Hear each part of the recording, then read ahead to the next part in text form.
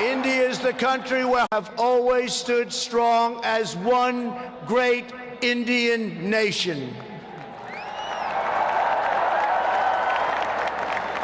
Your unity is an inspiration to the world. In America, we have come to know the splendor of Indian culture personally through the 4 million Indian Americans living in the United States as our wonderful friends, colleagues, and neighbors. They are truly spectacular people.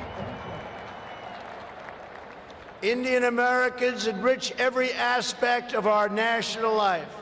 They are titans of business, the biggest, the best, pioneers of science, masters of the art, and innovation of technology like few people have been able to see, no matter where you go, anywhere in this universe. Nearly 1 in 4 Indian Americans trace their roots right here in Gujarat. Gujarat is a special place.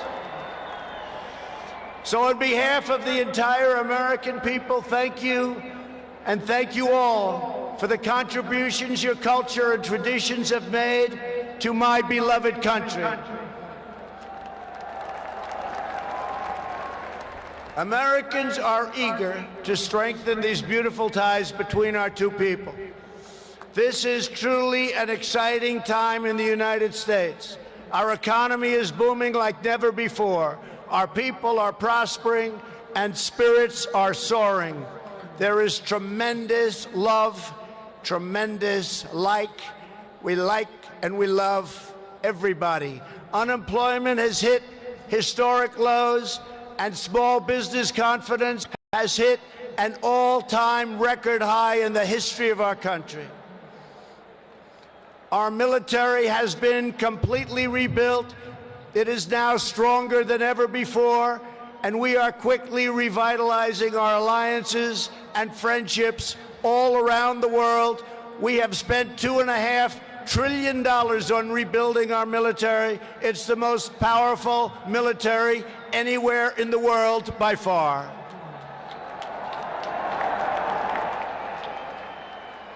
That is why I have come here to India in the spirit of fondness and goodwill to expand our cherished partnership of incredible power and potential.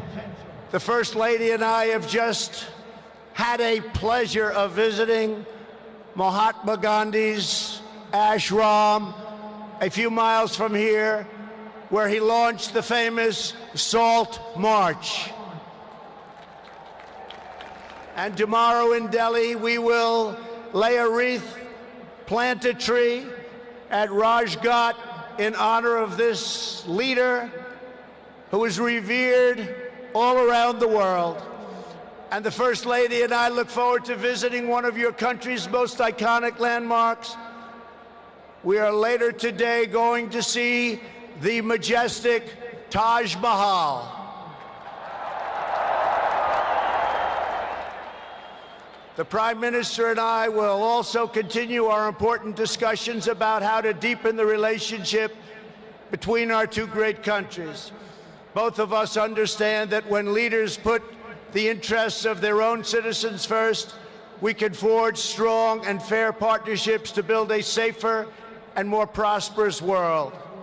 Just months ago, this critical partnership took a major step forward when the U.S. military and your brave Indian Armed Forces conducted the first ever air, land, and sea military exercises between our two countries. It was something to behold. We called it Tiger Triumph.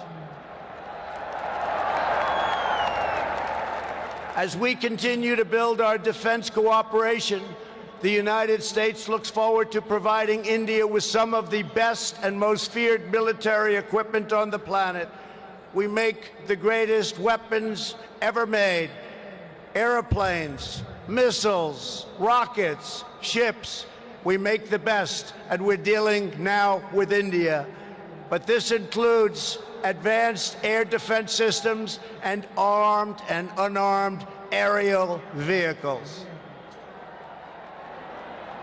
And I am pleased to announce that tomorrow our representatives will sign deals to sell over $3 billion in the absolute finest state-of-the-art military helicopters and other equipment to the Indian Armed Forces.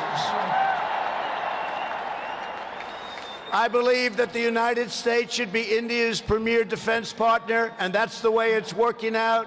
Together, we will defend our sovereignty, security, and protect a free and open Indo-Pacific region for our children and for many, many generations to come.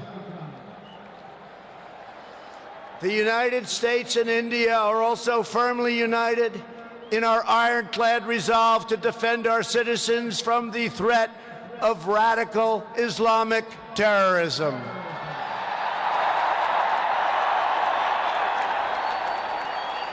Both of our countries have been hurt by the pain and turmoil of terrorism and that terrorism brings. Under my administration, we unleashed the full power of the American military on bloodthirsty killers of ISIS in Iraq and in Syria. Today, the ISIS territorial caliphate has been 100% destroyed, and the monster known as al-Baghdadi, the founder and leader of ISIS, is dead. In the United States, we have also made clear that while our country will always welcome newcomers who share our values and love our people, our borders will always be closed to terrorists and terrorism and to any form of extremism. That is why we have taken historic steps to improve screening and vetting of applications for entry, and we are working to ensure that anyone who threatens the security of our citizens is denied admission and will pay a very, very big, costly price. Every nation has the right to secure and controlled borders. The United States and India are committed to working together to stop terrorists and to fight their ideology. For this reason, since taking office, my administration is working in a very positive way with Pakistan to crack down on the terrorist organizations and militants that operate on the Pakistan border. Our relationship with Pakistan is a very good one. Thanks to these efforts, we are beginning to see signs of big progress with Pakistan, and we are hopeful for reduced tensions, greater stability, and the future of harmony for all of the nations of South Asia. India has an important leadership role to play in shaping a better future as you take on greater responsibility for solving problems and promoting peace throughout this incredible region. Over the course of my visit, Prime Minister Modi and I will also discuss our efforts to expand the economic ties between our two countries. We will be making very, very major, among the biggest ever made, trade deals. We are in the early stages of discussion for an incredible trade agreement to reduce barriers of investment between the United States and India. And I am optimistic that working together, the Prime Minister and I can reach a fantastic deal that's good and even great for both of our countries. Except that he's a very tough negotiator. Since my inauguration, commerce between our two nations has increased by more than 40%. India is now a major market for American exports, and the United States is India's largest export market. A booming America is a great thing for India, and it's great for the world. And that's why we're so happy to announce that we have had the greatest economy ever in the history of the United States. In America, we have proven that the best way to attract jobs and opportunity is to reduce burdens on business, knock down barriers to new investment, and eliminate unnecessary bureaucracy, red tape, regulation, and taxes. Prime Minister Modi has already made significant reforms here in your country, as you very well know. The world looks forward to even more rapid improvement to India's business climate under his leadership. He wants to do it, and he's doing it at a record pace. 2 years ago, Prime Minister Modi warmly welcomed my daughter Ivanka to the Global Entrepreneurship Summit in Hyderabad, and she is back with us today. Ivanka, thank you. Thank you for being here.